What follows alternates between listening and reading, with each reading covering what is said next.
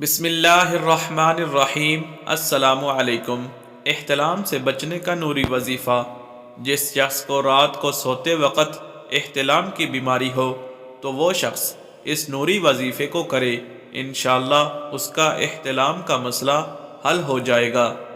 सिर्फ 3 बार ये दुआ पढ़े, अल्लाहुम्मा इन्नी अऊज़ु बिका मिनल एहतिलामी व मिन सूइल अहलामी व मिन अन यतलाअब बियश्शैतानु फिल क़ैज़ति वल मनामी। ए खुदा, मैं बुरे ख्वाबों और एहतिलाम से बचने के लिए और बेदारी और सोने की हालत में शैतान के मुझसे खेल कूद करने से तुम्हारी पनाह हासिल करता हूँ।